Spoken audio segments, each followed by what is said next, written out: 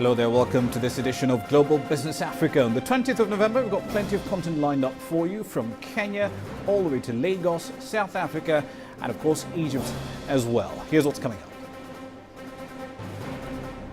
South Africa's new Reserve Bank governor sticks to the tried and tested path in monetary policy. We'll have the analysis. Elsewhere, Ghana's debt to GDP ratio surges past 60%. Can it keep it contained? And Egypt is challenging its women to break into fields dominated by men.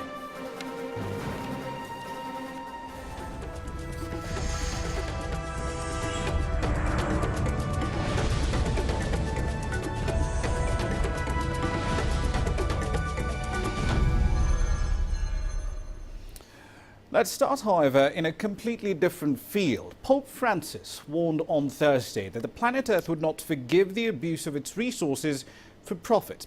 And he urged the world's leaders, especially in the commercial field, to rein in what he described as their greed and to help in the hungry. The Argentine Pope cautioned that nature would exact her revenge, risking a doomsday Malthusian scenario. He was speaking at the Second International Conference on Nutrition in Rome, where representatives from over 190 countries gathered for a conference organized by the UN Food Agency, the FAO, and the World Health Organization. The 77-year-old cleric is a staunch defender of the poor and the downtrodden. He said the world had, quote, paid too little heed to those who are hungry. The fight against hunger and malnutrition is often blocked by market priorities and the primary of profits, which reduce food to a commodity subject to speculation, even financial speculation. While we were talking about new rights, the hungry remain on the street corners and ask to be included in society and to have their daily healthy bread. It is dignity he demands, not charity. There is enough to feed everyone, but not everyone is able to eat, while surplus and waste, overconsumption and diverted food are commonplace. It is a paradox. Unfortunately, this paradox remains current.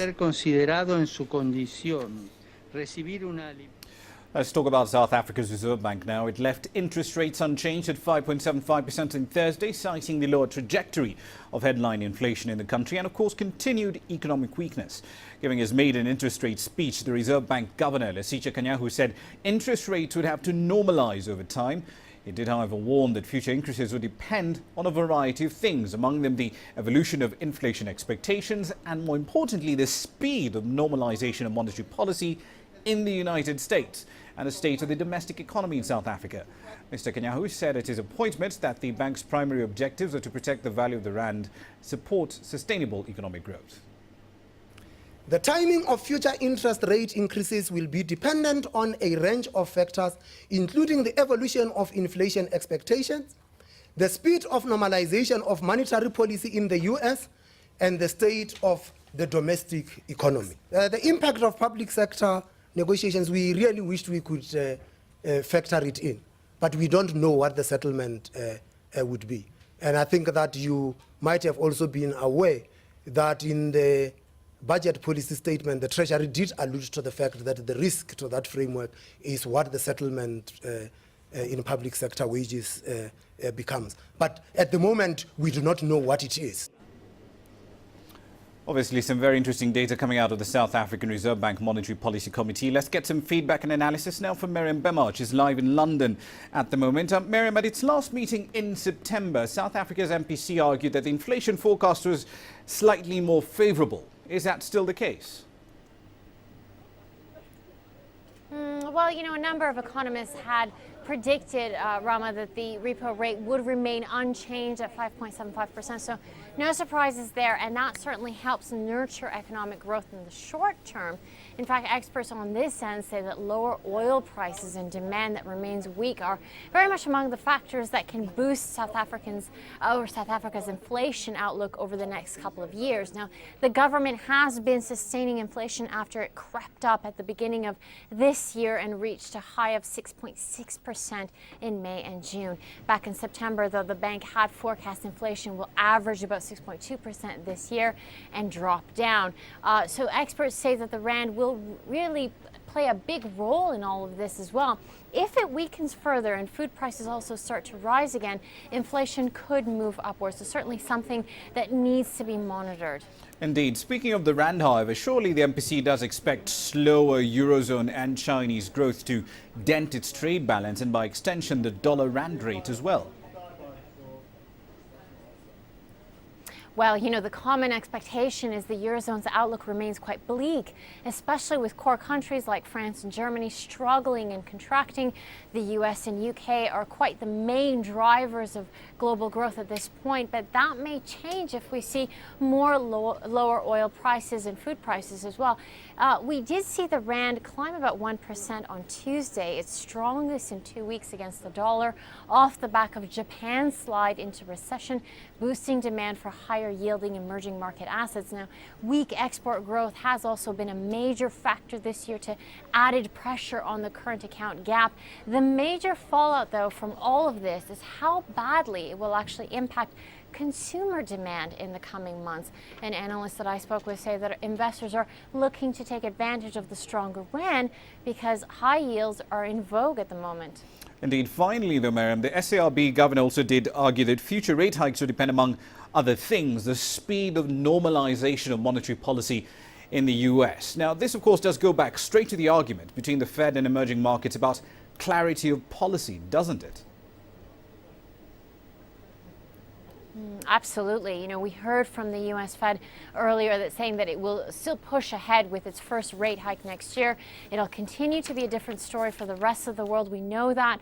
The Fed's hints of confidence about the economy further heightened the divergence, really, in U.S. monetary policy to others like Europe and Japan. And of course, others like South Africa are cautious to avoid risk exposure. The ECB and Bank of Japan are struggling to stave off deflation, and other central banks need to normalize their policy measures accordingly. That's why even the U.S. Fed recognizes that there are still serious questions about overall global inflation. Many, including U.S. Fed members, say that more clarity from all central banks is needed on how to swiftly approach rates and, you know, when they need to see these rate hikes. Everyone needs to work together. Indeed. Seems Mr. Netanyahu and his team are caught between the Fed and a fairly hard place. We'll leave it there. That's Miriam Behmad live in London. Over to West Africa now. Ghana's finance minister says the country's debt rose to almost 61% of GDP in September due to a rise in external net disbursements for infrastructure projects, net domestic debt issuance and the depreciation of the cedi. While delivering the budget statement in Parliament, Seth Terkper explained that the provisional public debt stock in September was over $21.7 billion. Last month, Standard & Poor's rated Ghana at B- with a stable outlook. Moody's, on the other hand, rated the West African gold, cocoa and oil producer at B2 with a negative outlook. As we set to enhance our ongoing fiscal consolidation measures and policies under a prospective IMF program, we are reminded that we would not be merely continuing our stabilization efforts. In the near term, Mr. Speaker, an IMF program will dovetail into the promising environment we plan to create for inclusive growth, value addition, and diversification. This outlook is embodied in the theme for the 2015 budget statement and economic policy, transformational agenda, securing the bright medium-term prospects for the economy. Now then, since June, Brent crude oil prices have fallen by over 25%. For consumers, that's brilliant news. I mean, who doesn't like oil prices heading lower? But if you happen to be Africa's biggest oil producer, this is a disaster. The fall in oil prices has sparked a sell-off in Nigeria's equity and bond markets. Its currency even hit a new low today of 177.65 to the dollar. Now, in order to adapt to these lower prices, new spending cuts have been announced. As Deji Badmus reports, however, some believe these new measures are not going far enough. These are indeed very worrying times for Africa's biggest oil producer. With much of Nigeria's revenue coming from oil, it's no surprise the economy is beginning to take a hit from the fall in oil prices.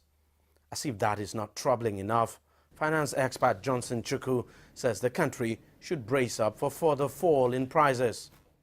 If you look at the dynamics of your oil industry today, it's obvious that we're going to see lower oil prices further. American production has moved about $9 million barrels a day. They are almost approaching the Saudi production about 9.8 million barrels per day. And so America is now the second largest oil producer in the world. And the cost of extracting crude from shale formation is also reducing because technology is catching up in that area.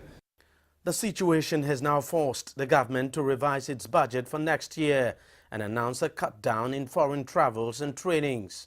We've revised the entire medium-term expenditure framework. So for 2015, we're proposing $73 a barrel. We've decided to maintain the same quantities after due discussion. So we'll be doing this still at 2.27 million barrels per day. This would mean a drop in projected revenue and less money for the various states to share. The government is also considering imposing a special tax on luxury goods. Those measures are still a bit timid.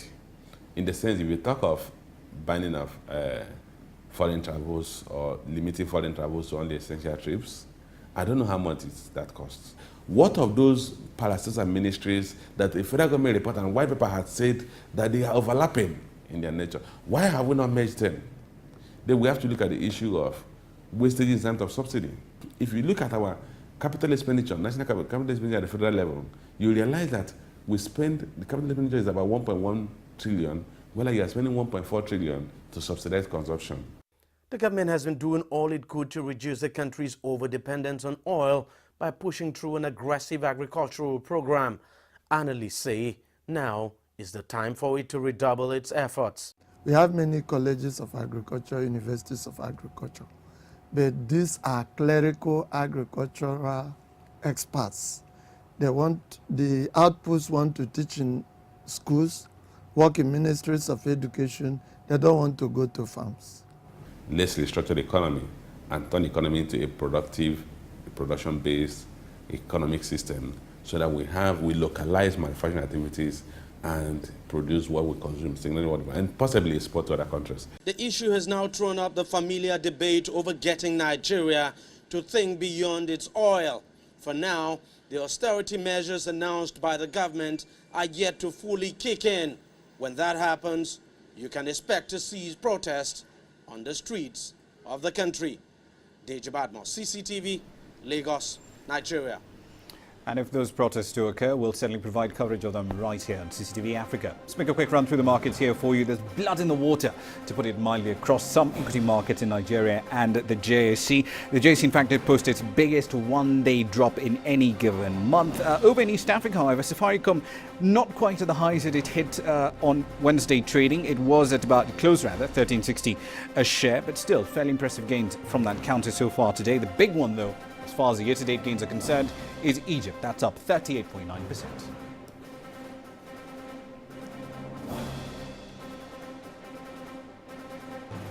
When we come back, we'll be looking at the Buy Uganda, Build Uganda campaign in the East African economy. And we'll be talking about Kenya's insecurity challenge. Why isn't it able to solve this? When we come back.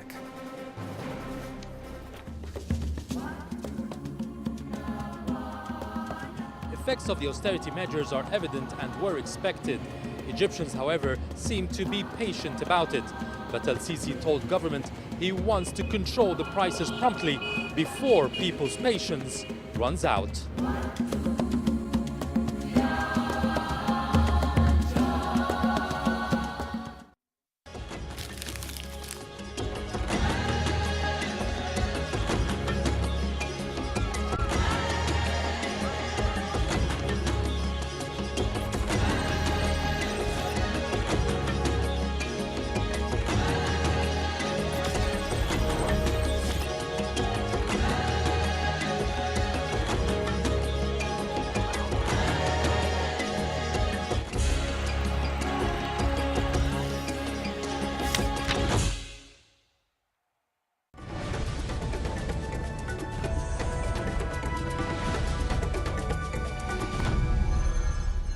Welcome back to the program. You're still watching Global Business Africa. Now, Uganda's government hopes to promote the sale of made in Uganda products through the introduction of a new policy that aims to prompt Ugandans to buy and use locally made goods and services. Uganda's private sector has expressed quite a bit of concern at losing out, so they say, to imported goods. As Michael Baleke asks, however, is this just a case of prioritizing patriotism at the expense of cost and quality? Ugandan markets are flooded with foreign goods, most of which come from Asia, Europe and America. Manufacturers say imported products are hindering sales of their own goods locally. And Ugandan consumers seem to prefer foreign produce, making the situation even more difficult for the country's own manufacturers.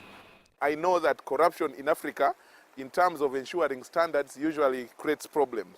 And so I want to go for places where manufacturers are held up to the highest levels of, standards and all that. Those are the things I look out for. This trend has caused a slowdown in regional production, and the knock-on effect has been unemployment, reduced turnover and lower profits. That's why the government, spurred on by calls from the private sector, has introduced the Buy Uganda, Build Uganda policy. It hopes the scheme will persuade consumers to move away from foreign imported goods. Can we ask supermarkets to avail 40% shelf space compulsory? It's non-negotiable. 40% shelf space must go to Ugandan products. If you're to stock juices, Britannia must have space there. If you're looking at coffees, you must have Ugandan coffees on your shelf.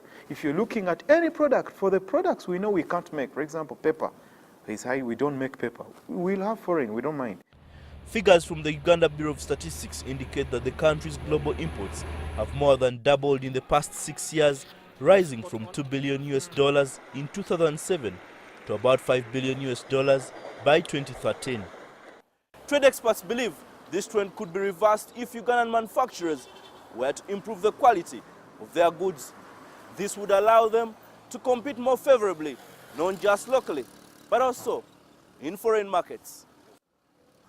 Uganda's private sector trade body has come up with a mark of quality symbol, a diamond shape, so consumers in the country can identify when something is made or produced to a good standard. Now the proudly Ugandan diamond is the ultimate symbol to show the product that has reached the quality threshold, certified by Uganda National Bureau of Standards, and also has, in some respects, international certifications like ISOs. However, although manufacturers are supportive of the policy, they say it will need to be closely monitored and enforced. How many subsidies do you give the manufacturers? What subsidies and offers are in place to the industrialists that probably will help them cut their cost of production? That would help. Uganda is also working closely with other countries to ensure all goods and services meet the same standard. Michael Baleke, CCTV, Kampala. Bit of M&A news now. Leapfrog, a private equity firm backed by George Soros and JP Morgan, has bought a majority stake in a Kenyan insurer, Resolution, in a deal valued at $18.64 million. Now, this is the latest in a string of deals in Kenya's insurance sector. Early in 2014, Real Insurance, totally different company, was acquired by a local insurance and asset manager firm, British American Investments. Now, Resolution Insurance has expanded from being a pure medical insurance provider into being a more general insurer with operations in Kenya, Tanzania and Uganda. Leapfrog focuses on Africa and Asia, and it sold its stake in the Kenyan insurance group Apollo to Swiss Re last month. The firm said in September it had raised $400 million for socially responsible investments in Asia and Africa. Now, the Kenya International Investment Conference got into its second day in the capital, Nairobi, today, as the country continues to court investors. The performance and perception of East Africa's biggest economy, however, is weighed down by persistent cases of insecurity. In late October, for instance, 19 police officers were killed in Kenya's western frontier in Kapedo. Their killers are yet to be found and prosecuted. On the 4th of November, a Muslim cleric who backed government efforts to end radicalization of young people along the coast was shot dead. His killers, like those of over 20 others before him, have not been found. In a conversation earlier with Mombasa Senator Hassan Omar, I sought to find out what's wrong with Kenya's internal security apparatus and how it can be fixed. The way the structure of security is positioned protects the regime. and it is still ethnicized, it is still politicized. All those visions of having an independent police service, organs of national security like the intelligence, so that to respond to the current threats of security have literally not taken off. So in your opinion, things like the Independent Police Oversight Authority is a failure so far? I think it's not been given the muscle or the political will to operate and to come into effect. The Independent Police Oversight Authority was essentially to deal with part of complaints from the members of the public. But nonetheless, the National Police Service Commission was to be the arm that facilitates operationally, not necessarily operationally, but administratively, you know, the broad areas around police reforms, so that we can institutionalize a police service that is able to respond to the threats. But also Kenya needed to engage broadly. Some of the stakeholders, let's say the crime of terrorism, bore a heavy brunt on the Somali community in Kenya, the broader Muslim community in Kenya. And that hasn't been handled particularly well, has it? Absolutely. In fact, I did read a report by the United Nations where most of the young, the people who had taken to radicalization were interviewed, and quite a number of them say that the government was largely responsible. The government of Kenya? But particularly in but terms how do they draw response. how do they draw that link between what the government of Kenya does and their move towards radicalization? Is it, say, for example, the sweeps that were done in Isli earlier this year, that sort of thing? You know, there's a narrative that the government of Kenya is anti-Muslim. The government of Kenya has, over the years, systematically undermined and marginalized areas which are predominantly Muslim. They've decided to violate or ignore the basic rights of citizens in terms of our citizenship rights. Things like getting identity cards, the issues about passports and other basic rights have not necessarily been easy for acquisition for the Muslim members who bear the Muslim faith. The marginalization in these areas, the underdevelopment, have all become fodder to fuel that narrative. When the killings in Peketoni happened, the government came out and said, we will act strongly and find the perpetrators of these crimes and bring them to justice. So far, nothing has happened. With response to some terror attacks earlier in the year, IED strike here, little bomb there, same narrative.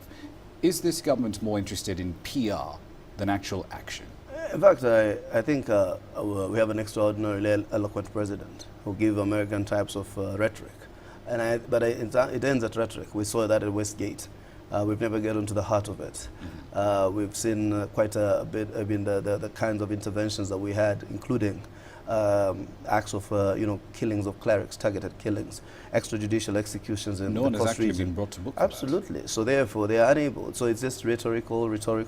Capedo happens, the president goes there, exhibits obvious anger, grandstands.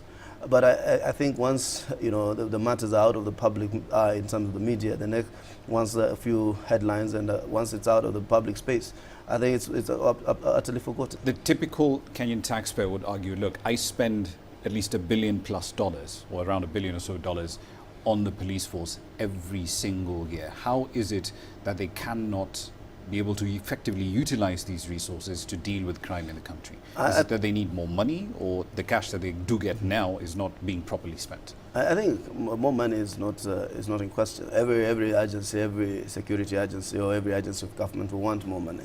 But they have to make a do with what they have. We have responded to that challenge by committing a sizable amount of our budget into security. What they need to do is to look for most effective ways of utilization, build a policy framework of how to deal with these kinds of acts of insecurity,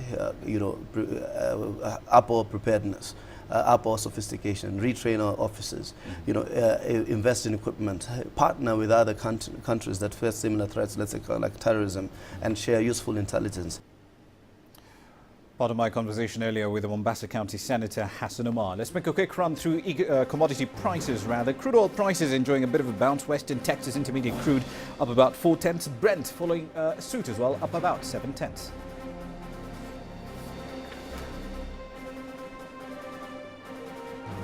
We're in Egypt next. We'll be looking at policies that should crack, break, shatter and diminish the glass ceiling for women in business.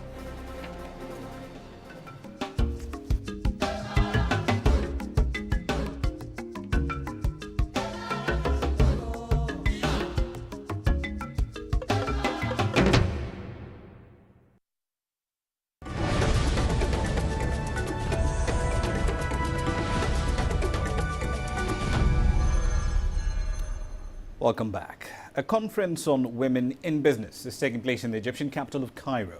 Now, the meeting is being held to encourage more women to break into male-dominated fields like medicine, engineering, architecture and even entrepreneurship. As Yasser Kim reports in Grassroots Tonight, however, breaking the glass ceiling is far from simple. Government statistics show only 14% of the business community are women, nearly half the international standards. A conference held in Egypt tried to discuss the reasons for such male dominance.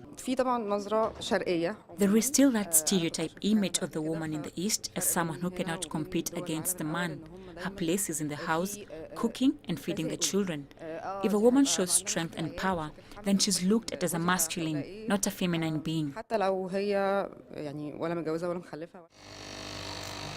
This is not the only setback, but also business owners prefer partnering or hiring men rather than women. Unemployment between females reached 25%, while males stand at 9.9%. Women form only 20% of the total workforce. Contrary to perception here, women are much stronger than men, and if given the support, they will be more successful. We are funding small projects for women in hometowns, and many have succeeded in building profitable projects already. We aim for more projects. Most of the projects run by women are in the field of real estate, ready-to-wear clothes, fabrics, textiles and accessories. However, businesswomen say several regulations need to be changed to encourage further participation from the females.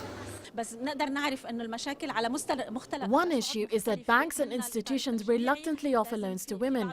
We are working to change this. We also want to change the general laws like taxes, regulations and bureaucracy that affect all businesses, not just women's. The Egyptian Business Association announced the establishment of a special division to support female entrepreneurs. It will offer training, technical advice and funding for females who want to open their own facilities. Arabs say a woman is half the society, but in business it had not received such status. The civil society is now working hard on changing this perception and giving women a better opportunity to prove themselves in business and to benefit the economy. Yasser Hakim for CCTV, Cairo. As far as currencies go, the one we're keeping a very close eye on is the Nigerian Naira. You will recall that earlier today it hit a tiny new low of about 177. It did recover slightly later on in trading. We'll keep tabs on this trend for you over the next couple of weeks. Now, as far as the highlights for what we're working on for the next program for tomorrow is concerned, here's what we have in the kitchen for you. We'll be in Ghana looking at protest action over workers' delayed pay. And also we'll be looking at the first edition of the Global Entrepreneurship Forum in Congo, Brazzaville.